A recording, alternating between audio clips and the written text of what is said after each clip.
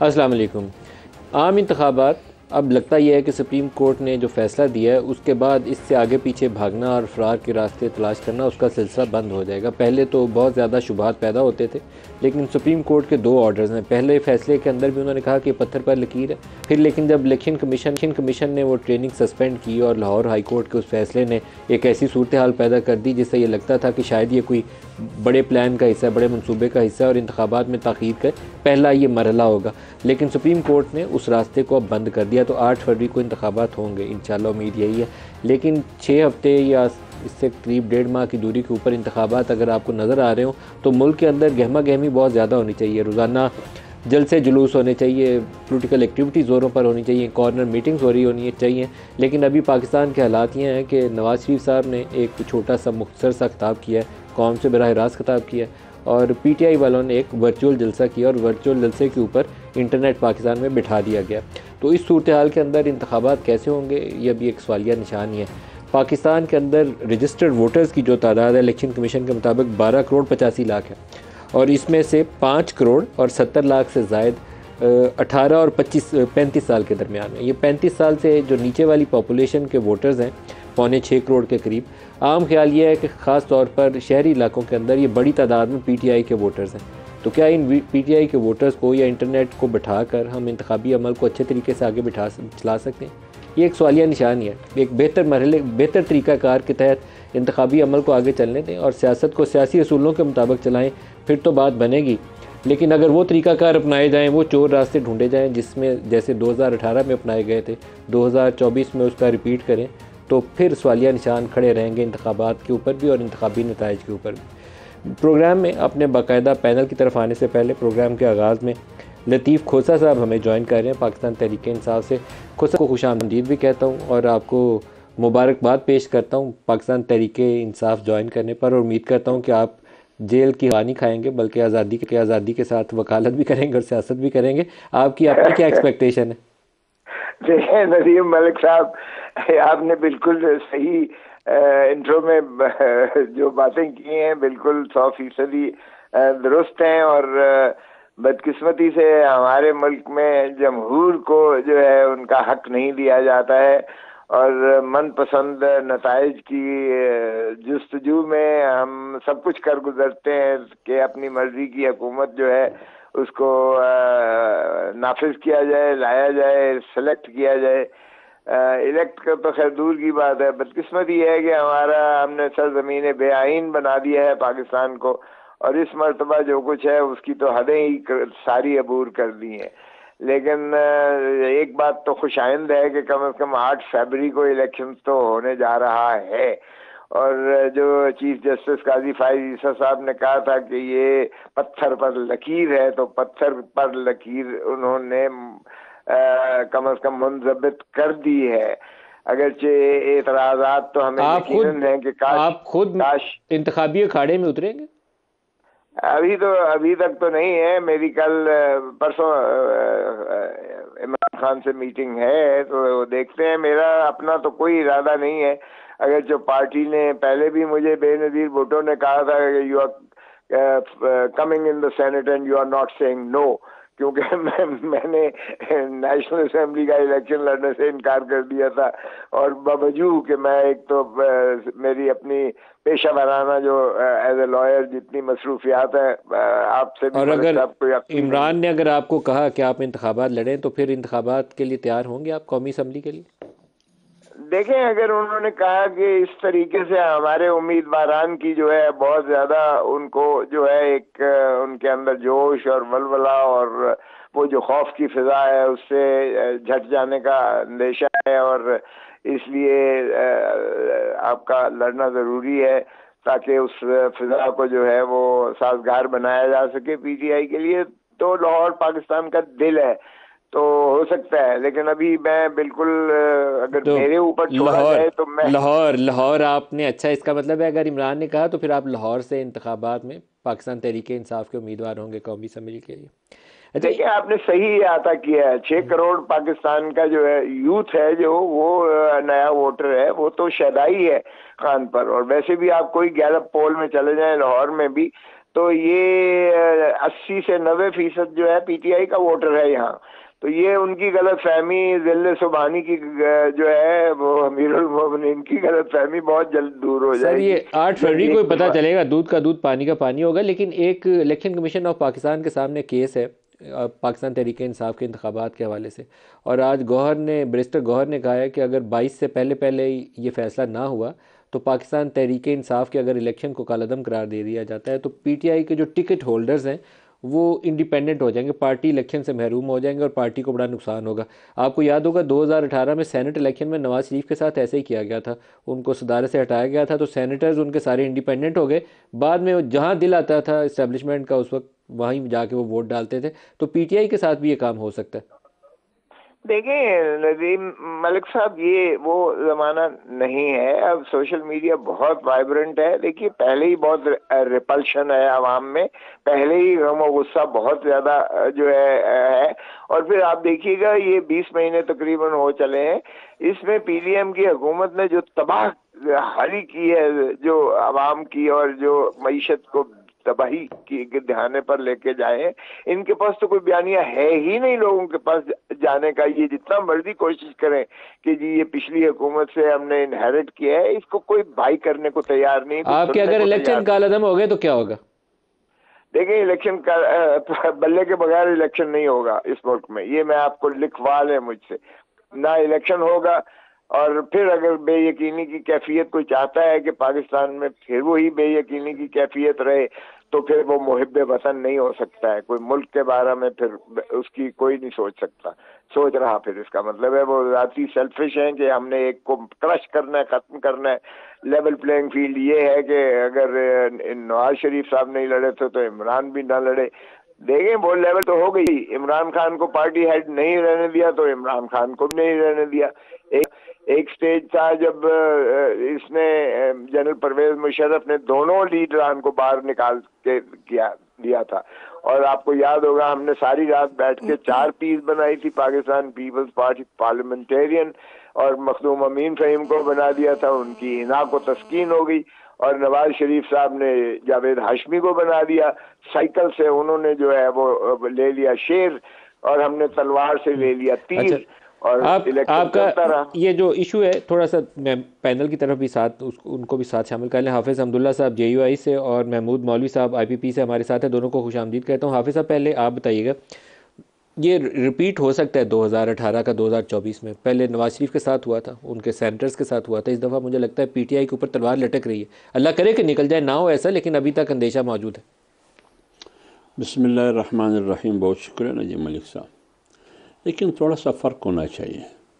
जो कुछ मियाँ नवाज शरीफ साहब के साथ या पेमलन के साथ पानामा को ड्रामा बनाकर, अकामा को बुनियाद बनाकर उनको ताहयात नाअहल किया गया, मेरे ख़्याल जितने भी कानून दान है, माहिर क़वानीन है या माहिरीन आइन है या दानिश्वर है, आप जैसे सहाफ़त के अलंबरदार है, उन सब ने कहा कि ये ज़्यादती हुई है।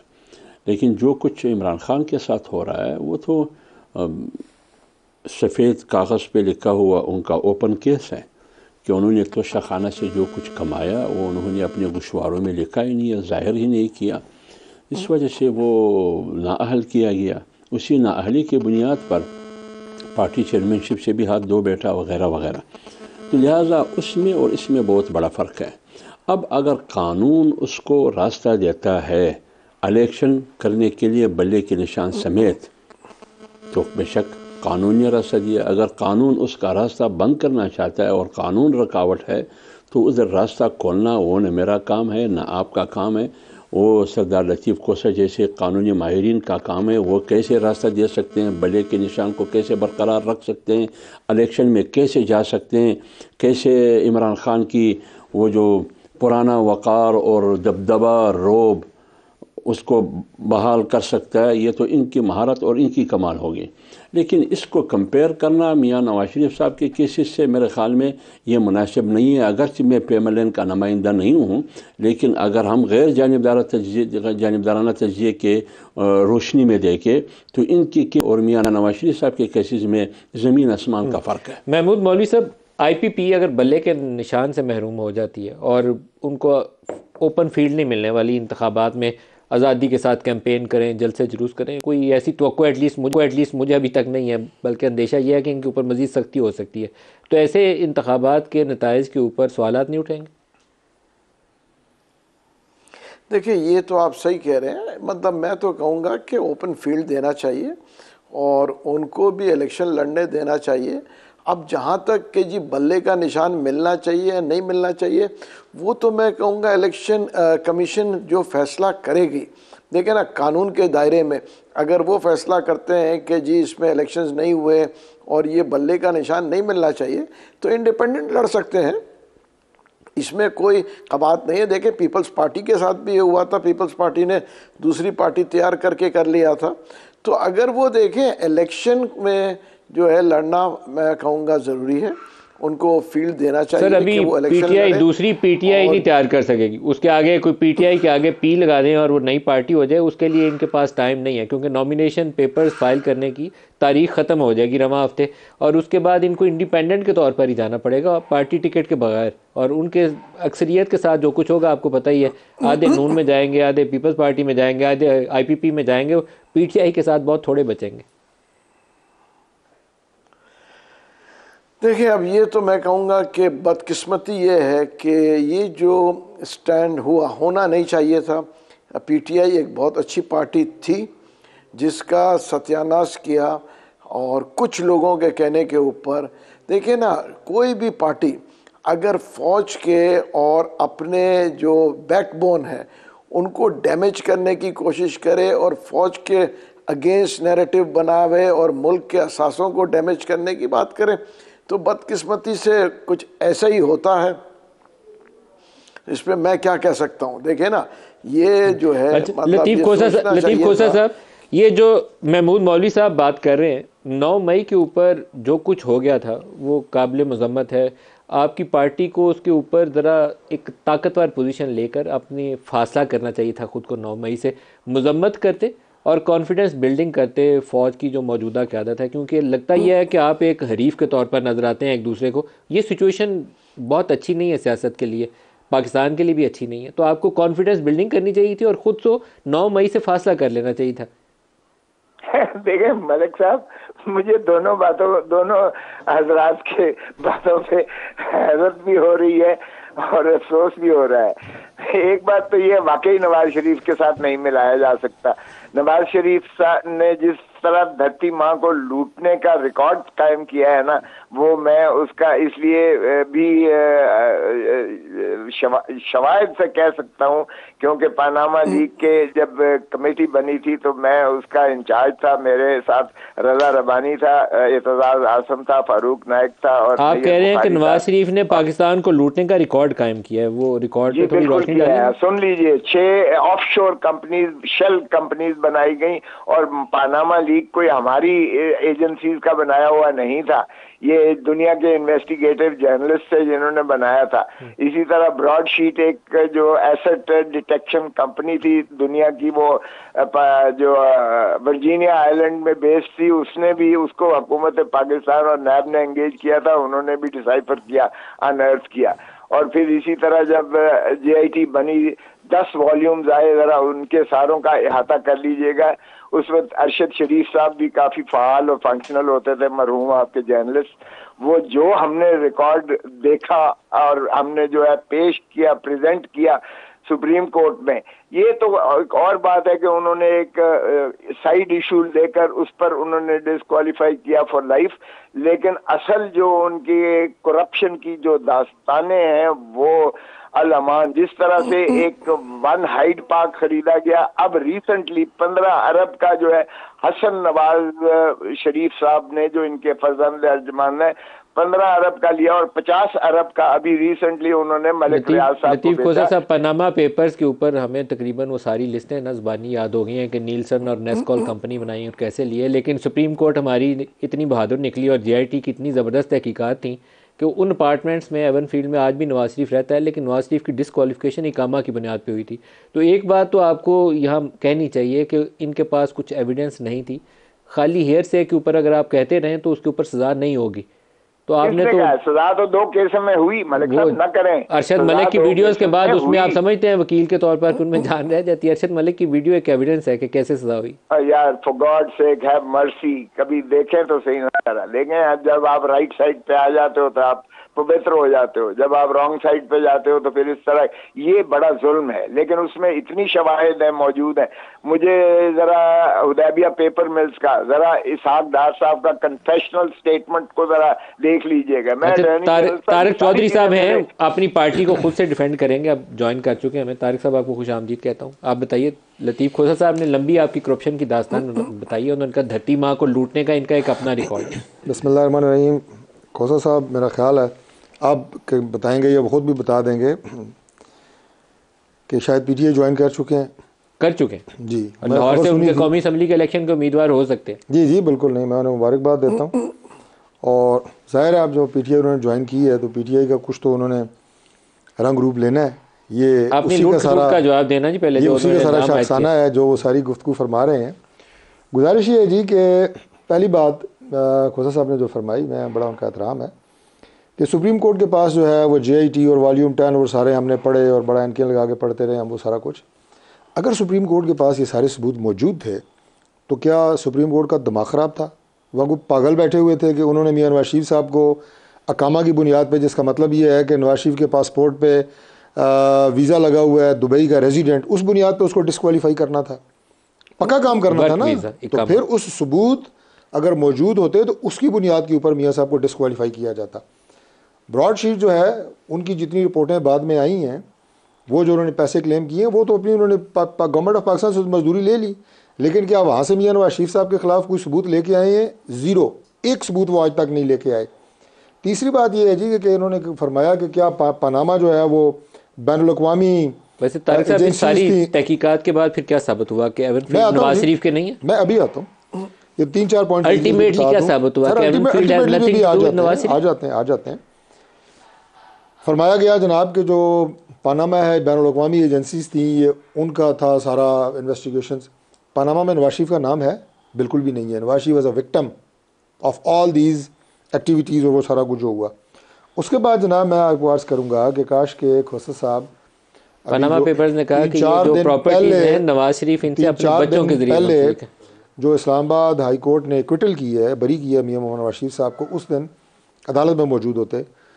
Chief justice Islamabad high court ने एक नहीं 10 दफ़ा, मैं रिकॉर्ड पे कह रहा हूँ, 10 दफ़ा, आपके तमाम टीवीज़ पे भी बात, अपने टेलीविज़न भी बात चलती रही है, मुख्तलिफ चैनल्स पे, हर चैनल पे चली है। नैब से और नैब के वकला से पूछा कि कोई सबूत है तो दो कि करप्शन हुई, नवाज शरीफ ने की, ये पैसा ट्रांसफ़र हुआ, कोई लिंक दे दो, कोई बात साबित करने के लिए कोई एविडेंस दे दो। उन्होंने कहा जी हमारे पास 2 चीज़ें हैं, एक हमारे पास फ़ोटो कापियाँ और दूसरी बात जो है वाजिद ज़िया साहब जो तफ्तीशी अफसर थे उनका एनालिसिस है। एनालिसिस मतलब होता है मेरी ज़ाती राय ये है। तो उन्होंने कहा कि मैं किसी के एनालिसिस पे और फोटोकॉपीज़ की बुनियाद के ऊपर एक शख्स को सज़ा दे दूँ।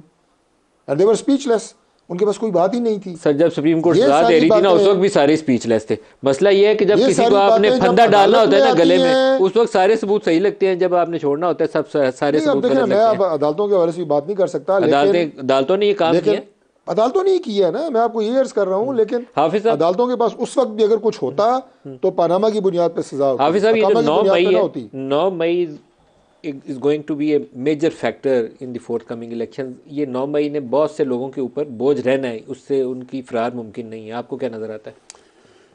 देखिए नजीम भाई, सितम ज़रीफ़ी है, अगर ये 9 मई किसी मजहबी जमात के हाथों होता, अरे अब तक आप कालादम करार दे दी, कालादम हमें उल्टा लटका दिया जाता, हमें मुल्क बदर किया जाता, हमें समंदर बुर्द किया जाता। अगर ये तारीकी लबैक वाले करते पता नहीं उसके साथ क्या होता। अगर जमीयत उलमा इस्लाम करती, जमात इस्लामी करती, अगर फ़र्ज करे बलोच और पश्तून नेशनलिस्ट करते, पता नहीं उसके साथ क्या कुछ ना होता। जेट ब्लैक टेररिस्ट उन्हें करार दे दिया, पता नहीं उसके साथ क्या होता। गद्दार करार देते, ताहयात उस पर पाबंदी, सियासत में उनको तहखानों में डाल देते, उनकी औलाद के साथ क्या होता, ज़िंदगी उसकी अजीरन कर दी जाती। लेकिन सितम ज़रीफ़ ये है कि सरदार लतीफ़ खोसा साहब जैसे लोग या और ये कहते हैं कि सानिहा 9 मई करने के बाद भी मैं उस पार्टी को जमहूरी कहता हूँ। उस पार्टी को जमहूरी कहता हूँ। क्या ये तमाम चीज़ें हवा में हुई? स्टेब्लिशमेंट की मुखालफत मैंने भी की है ना। स्टेब्लिशमेंट की हमारे पीडीएम की जब पीडीएम बनी, सबसे बुनियादी नुकता ये था कि इस्टेब्लिशमेंट को सियासत में मुदाखलत नहीं करनी चाहिए, लेकिन एक अदब के दायरे में रहते हुए। जब आप पीटीआई की मुखालफत कर रहे थे, आपका शनाख्ती कार्ड भी पाकिस्तान का मंसूख कर का मेरी शरीयत कैंसिल की गई। इसका वजीर दाखिला बैठे हैं कैबिनेट में मेरी से, और किसने कैंसिल की, क्यों कैंसिल की, किस बुनियाद? क्या मैं पीटीआई पर तनकीद करता रहा? क्या मैं इस्टेब्लिशमेंट को सिर्फ ये कहता रहा कि इस्टेब्लिशमेंट सियासत में मुदाखलत न करे? मेरा जुर्म यह था। क्या मैंने जमहूरियत की बात की, आइन की बात की, पार्लियामेंट की सुप्रीमेसी की बात की? इन लोगों ने क्या जुर्म किया था कि जो शायद खाकान अब्बासी को जेल में डाला, राना सनाउल्लाह को वगैरह वगैरह सबको, लंबी लिस्ट। लेकिन जिसने सानेहा 9 मई किया, इसके पीछे एक जहनियत थी, एक माइंडसेट था। आप उसका जवाब देना। अगर ये कोई और करता तो उसका क्या हशर हो जाता। इसलिए मैं कहता हूँ कि इस करने के बाद फिर भी आप कहते हैं कि ये जमहूरी ब्रेक ले लें, ब्रेक से वापसी पे और बात करते हैं। हमारे साथ रहिए।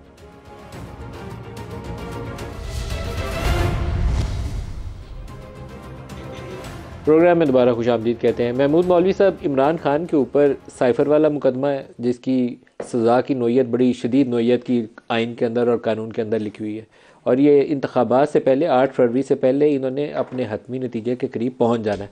इसी तरीके से उनके ऊपर जो तोशा खाना वाला मुकदमा है, उनके ऊपर भारी साबित हो सकता है। अलकादर वाला भारी साबित हो सकता है।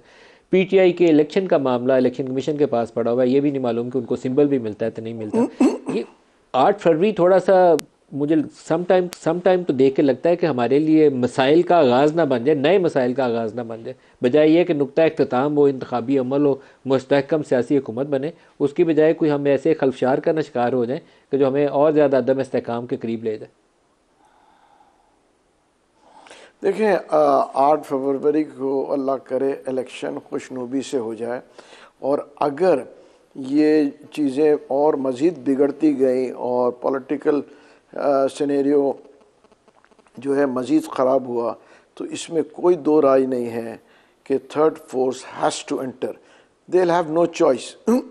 उसकी वजह यह है कि मुल्क को जो है बचाना होता है, और बेयार और मददगार इस मुल्क को तो नहीं छोड़ सकते हैं कि हंगामे हो रहे हों। महमूद साहब, आप कह रहे हैं कि तीसरी कुव्वत को मुदाखलत करनी पड़ेगी। मौजूदा दुनिया के जो हालात हैं, आप सोचते हैं कि इस्टेब्लिशमेंट बराह रास्त इंटरवीन कर सकती है? ये फिजिबल नहीं है, इट्स नॉट ऑन, ये मुमकिन नहीं है।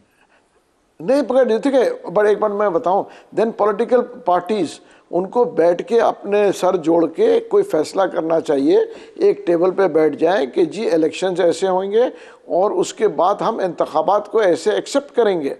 देखिए ना, अगर ये नहीं करेंगे और ये जो है लोग कोशिश करेंगे स्ट्रीट पावर को यूज़ करने को, जैसे इमरान खान साहब ने कोशिश की थी, तो उसके नतीजे देख लिए ना। देखिए ना, ये माइंडसेट को, कि अगर हम ये माइंडसेट डेवलप करेंगे लोगों बच्चों के दिमाग में फ़ौज के अगेंस्ट और इस्टेब्लिशमेंट के अगेंस्ट, तो हम डैमेज किसको कर रहे हैं? हम डैमेज अपने मुल्क को कर रहे हैं। और अवाम, एक दफ़ा मुल्क डैमेज होता है तो इकनॉमी अगर अनस्टेबल रही और ये सब चीज़ें हो गई तो कौन अफेक्ट होगा? महंगाई आएगी तो आम आदमी अफेक्ट होगा। देखिए, हमें ये सोचना पड़ेगा कि हमें करना क्या है। देखिए, इलेक्शंस करें खुशनुबी से, मैं कहूँगा फेयर इलेक्शंस हो, और जो जीते उसको एक्सेप्ट करना चाहिए। मगर होता यह है कि देखें, हम डेमोक्रेसी की बात करते हैं। अगर मेरी कोई जो है कोई पीटीआई से कोई दुश्मनी नहीं है, उसी वक्त अगर इमरान खान साहब माफ़ी मांग लेते कि जी मुझसे गलती हुई है या मेरे लोगों से, चंद लोगों से गलती हुई है, और ये इसको जो है अंडू किया जाए। देखिए ना, ज़िद के ऊपर ये चीज़ें नहीं चलती। आप मुझे बताएं ना, हम अगर ऑपोजिशन में उस वक्त रहते हैं तो आज ये इकनॉमी डिरेल नहीं होती, ये लोग नहीं आते, ये 18वां में इंटीरियम गवर्नमेंट। तो जो भी गवर्नमेंट बनती वो आती इलेक्शन का टाइम पे हो जाते, वो जिद के ऊपर करके फिर हम नई इलेक्शन करेंगे, हम रोड पे आएंगे। केपीके की गवर्नमेंट तोड़ दी, 85% people in the PTI were against it. मगर वही मैं कहता हूँ, डेमोक्रेसी नहीं तारिक साहब से पूछिए। और उसके बाद हुआ ये तारिक फजल साहब कि ये नतीजा निकला है। अदम इस्तेहकाम वाला इशू है, वो आप अभी उसको मुझे लगता है सारे अंडर एस्टिमेट कर रहे हैं। 6.25 करोड़ वोटर है जो 35 साल से नीचे है, बहुत बड़ा नंबर है, 6.25 करोड़। और लार्जली वो वोटर है जो आप लोगों को एटलीस्ट ज़्यादातर को वो बयानिया जो पिछले 10 साल उसको सिखाया गया है, जिसमें ये कहा गया था कि ये सियासतदान करप्शन में मुलव्वस है, इमरान खान एक साफ़ सुथरा आदमी है, आएगा तो नया पाकिस्तान बनाएगा, ये बयानिया है उस नौजवान के लिए जो अब नया वोटिंग एज के अंदर ऐड हुआ है। वो आपके साथ अक्सरियत में नहीं है। वो इंतखाबी अमल जितना आप मुतासिर करेंगे उतना ज़्यादा पाकिस्तान के अंदर पोलराइजेशन की फ़िज़ा और ज़्यादा मजबूत होगी। मलिक साहब, इसमें कोई शक नहीं है कि इस वक्त पाकिस्तान में तकरीबन 60% जो आबादी है वो नौजवान आबादी है और पाकिस्तान की स्ट्रेंथ है। मैं तो इसे हमेशा ये कहता हूँ, बशर्ते कि हम उनको सही रास्ते पे रखें और सही तौर पे उन्हें इस्तेमाल करें। मींस स्ट्रेट बात ये ऑलमोस्ट 5,71,00,000 बंदा है जो 35 साल से नीचे वोटर है, 18 और 35 साल के दरमियान वाला। जी, तो अगर ये वोटर मौजूद है और आपने ये कहा जनाब कि इनकी मखसूस जहन साजी के, मैं कहूँगा कि इमरान खान 2011 ऑनवर्ड एक बाकायदा हमने बयानिया बनाया है, चोर डाकू का बयानिया नारा इंट्रोड्यूस करवाया गया पाकिस्तानी सियासत, मतलब एक जालसाजी की गई ना, जो भी कहे, लेकिन ये की गई, वेल एस्टेब्लिश्ड है। लेकिन बात यह है कि ये जो हमारे नौजवान हैं मलिक साहब, ये अल्लाह ताला के फजल से इनमें से अक्सरियत पढ़ी लिखी है, सोशल मीडिया पे भी हैं, अपना दिमाग भी इस्तेमाल करते हैं, इनकी अपनी सोच और फ़िक्र भी है। बहुत आसानी से अगर मैं रखूँ आपके सामने तो नवाज शरीफ का 2013 से 17 वाला दौर और इमरान खान का 2018 से लेके आगे 22 तक वाला दौर, ये जो 4 साल अदवार हैं बतौर प्राइम मिनिस्टर नवाज शरीफ के और बतौर प्राइम मिनिस्टर इमरान खान के, इनमें क्या काम किस प्राइम मिनिस्टर ने किए, मुल्क को आगे कौन लेके गया, रिफॉर्म्स किसने किए, मुल्क में खुशहाली कौन लाया, आवाम के लिए अफलाह बहबूद के मंसूबे किसने लगाए, 4-6 सवाल आप रख लें, ये नौजवान नस्ल को समझ आ जाए। जितने बड़े मेगा इंफ्रास्ट्रक्चर प्रोजेक्ट है ना वो नून लीग ने बनाए और शुरू किए, लेकिन आप 16 माह की पीडीएम की हुकूमत को छोड़ के नवाज शरीफ की मिसाल देते हैं, विच इज़ नॉट पॉसिबल। ये 16 माह कैसे लोगों के जहन से खुर्चेंगे? देखिए 16 माह की जो हमारी हुकूमत थी, ये सिचुएशन आप 16 माह की वजह से फेस कर रहे हैं। इमरान खान की जो 4 साल हुकूमत थी उसकी continuation, very difficult to sell election process, हालात की वजह से। दूसरी बात यह है कि सिर्फ नून लीग की गवर्नमेंट तो नहीं थी, ये कोalition गवर्नमेंट थी, उसमें सारी पार्टियां ज़ाहिर है उसमें शरीक थी हमारे साथ, तो उसका अगर कोई ब्रांट आएगा तो सिर्फ नून लीग पे नहीं आएगा, एक बड़ा आपके ऊपर ही आएगा बोझ। हाफिज साहब, नहीं, ये तो खैर आपका एक एनालिसिस है। पंजाब की सबसे तवाना जमात थी नून लीग पीटीआई के दौरे हुकूमत के अंदर। इवन 2018 के इलेक्शन में ये बड़े तगड़े खड़े थे, इस्टेब्लिशमेंट इनके मुखालिफ थी लेकिन ये तगड़े खड़े थे। फिर जितने बाई इलेक्शन हुए पीटीआई के दौर में, एक सूबाई की सीट थी ये सियालकोट वाली हारे थे, बाकी तमाम बाई इलेक्शन ये जीत गए थे पंजाब में। अब ये इनकी पोजीशन नहीं है, टीवी पे बैठ के जितने मर्जी बड़े नारे मारेंगे, अब ये इनको मुश्किल पेश आएगी और 16 माह का बोझ है जो इनके ऊपर है। देखिए नजीम भाई, इसको तो मेरे ख्याल में PMLN की हुकूमत हो या PDM में शामिल जमातें हों, फिर तो इसको अप्रिशिएट करना चाहिए, क्योंकि अगर वो सियासत ये पार्टियां करती बशमूल PMLN जो सियासत PTI ने की कि लास्ट में जब उनको पता चला कि मेरी हुकूमत जाने वाली है, उन्होंने IMF से जो मादा किया, एक तो उस मादे की बुनियाद पर मुल्क का बेड़ा माशी पट्टा बिठा दिया, और जब उन्होंने चीज़ों की कीमत बढ़ानी थी उन्होंने कीमत घटा दी और उन्होंने मईशत डबो दी। क्यों? अपनी सियासत को बचाने के लिए रियासत को डबो दिया। आप हमें अप्रिशिएट करें, आप इस मीडिया के ज़रिए लोगों को शऊर दे कि इन लोगों ने, जमीयत उलमा इस्लाम ने, पीपल्स पार्टी ने, PMLN ने, दिगर पार्टियों ने अपनी सियासत को दाव पर लगा दिया इस कौम के लिए, इस रियासत के लिए, इस रियासत के बचाव के लिए, इसकी मईशत के बचाव के लिए। आपका ये बयानिया लोग कबूल करेंगे? बिल्कुल कबूल करेंगे। मुझे काफी आप अगर आपके मतलब मैं पूरी मीडिया की बात करता हूँ, अगर आप ये कहते हैं कि 5 करोड़ नौजवान है 18 से 35, पौने 6 करोड़, पौने 6 करोड़, और ये पौने 6 करोड़ आप सारे जिगर के खाते में डालते हैं, सारे नहीं डालते, लार्जली अक्सरियत डालते हैं, यही तो काम है उनके लिए। यही तो उनको, आप ये क्यों नहीं कहते हैं कि इन पार्टियों ने अपने डेढ़ इनकी सियासत की मस्जिद को गिरा दी लेकिन इस तमीर को बचा लिया जिसका नाम इस्लामी जमहूरिया पाकिस्तान। बड़ा मुश्किल है मेरे लिए, तो इसलिए मुझे तो लगता है अपना इक़्तिदार का लालच था शहबाज शरीफ का, अपना इक़्तिदार का लालच ना करते तो अदर ऑप्शंस वर अवेलेबल। ये कुर्बानी हमने दी है, हमने अपने वोट की, अपनी सियासी कीमत की कुर्बानी दी है इस पाकिस्तान के लिए, इस पाकिस्तान को डिफ़ॉल्ट होने से बचाने के लिए। अगर कोई माने या ना माने, ये हम भी कर सकते थे नदीम साहब, ये हम भी कर सकते थे कि हम अपनी सियासत के लिए मुल्क को डबो सकते थे, लेकिन हमने नहीं डबोया। ब्रेक ले लेंगे हमारे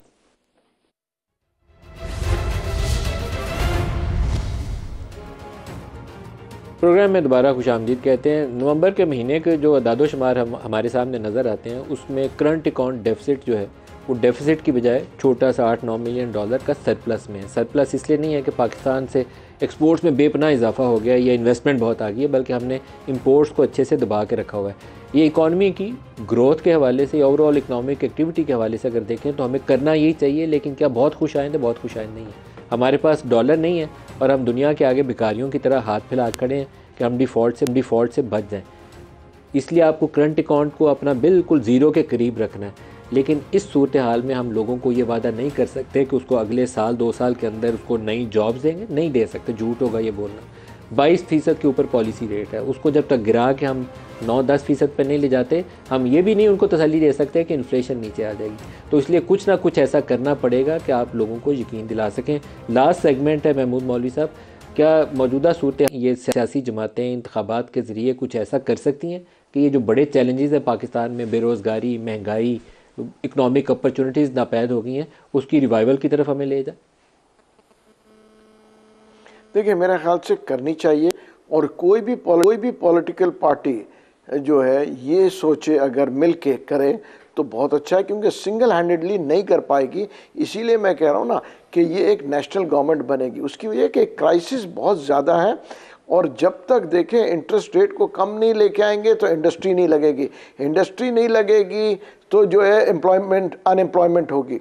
देखें, जब ये तीनों चीज़ें कड़ी के साथ मिली हुई है, तो इसको मद्देनज़र रखते हुए मैं कहूँगा कि ये सियासी पार्टीज़ मिल के और इस वक्त इसको 5 साल चला लें, जैसे भी हो बेहतरी की तरफ। जैसे अभी मेरे भाई ने कहा हमने कुर्बानियाँ दी है, इन्होंने PDM बना के, अभी आने वाले वक्त में भी कुछ लोग कुर्बानियाँ दें और इसको इस जज्बे से आगे ले जाएं कि हमें इस मुल्क को इस क्राइसिस से निकालना है। ये नहीं कि हमें हुकूमत में आना है, भले कोई आदमी हुकूमत में आए या ना आए, अगर वो जो है उनको हेल्प करे कि जी खुदारा इकनॉमी को हम कंट्रोल करें, क्योंकि जब तक हम इकनॉमी को कंट्रोल नहीं करेंगे कोई मसले का हल नहीं होगा।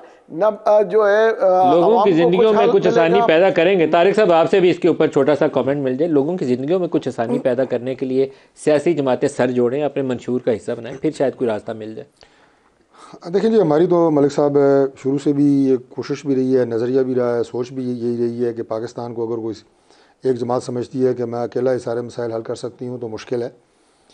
इसीलिए हम इलेक्शन से पहले भी जमातों से रब्ते में हैं और अगर मुनासिब समझा, जो कि यकीनन मुझे लगता है कि अगर हमें सिंपल मेजॉरिटी भी मिलती है उसके बावजूद हम कोशिश करेंगे कि इलेक्शन के बाद मिलजुल के सारी। और अगर एक नया PDM टाइप सेटअप मार्ज वजूद में आता है, आपकी भी सादा अक्सरियत नहीं है लेकिन आपको इत्तेहादी चाहिए 8-9, तो फिर उस सेटअप में इकॉनमी के अंदर फोकस्ड एफर्ट नापैद हो जाएगी, नहीं हो सकेगी। मैं इसीलिए ये लफ्ज़ इस्तेमाल किया है कि अल्लाह करे हमें एक सिंपल मेजॉरिटी वाली गवर्नमेंट मिले ताकि हम इंडिपेंडेंट डिसीजन कर सकें। और सिर्फ एक जुमला मैं कहूँगा कि आपने अभी जो कहा ना कि शहबाज शरीफ साहब को ये जो 16 माह की हुकूमत थी इसमें शौक था, कतई तौर पे नहीं, ना मुस्लिम लीग नून को ना शहबाज शरीफ साहब को। उसमें भी ज़्यादा ख्वाहिश हमारे तादियों की थी कि गवर्नमेंट को जरा जारी रखा जाए। और हम तो पहले दिन से शहबाज साहब आ रहे होंगे, अभी नवाज शरीफ साहब को पाकिस्तान वापस आने के बाद रिकॉर्ड बता रहा हूं, शहबाज साहब ने अलविदाई तकरीर तक लिख के रख ली थी। पढ़ी नहीं ना जी, पढ़ी नहीं, पता है आपको? पढ़ी नहीं ना, वो तो उन्होंने शेरवानियां भी सिला ली थी 2018 के इंतखाबात में, वो शेरवानी पहनने का ही नहीं मौका मिला, तो कैसे पता चलता किसी को? सर देखिए नजीम साहब, आपकी बात बिल्कुल सही है।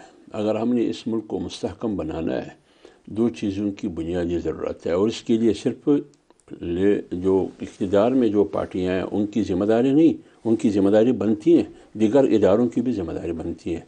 एक आपकी सिक्योरिटी, अमन व अमान, नंबर 2 आपकी मईशत। कैसे हम मईशत को मजबूत कर सकते हैं, आवाम को कैसे हम सहूलत और आसानियाँ दे सकते हैं, ठीक है ना, माजी के मुकाबले में महवर अवाम रहना चाहिए। ये हिफाजत भी और उनकी इकनॉमिक अपॉर्चुनिटीज भी, दोनों चीज़ें ज़रूरी है। तारिक महमूद मौलवी साहब, सबका शुक्रिया। आज के लिए इतना, इजाज़त दीजिए, अल्लाह हाफ़िज़।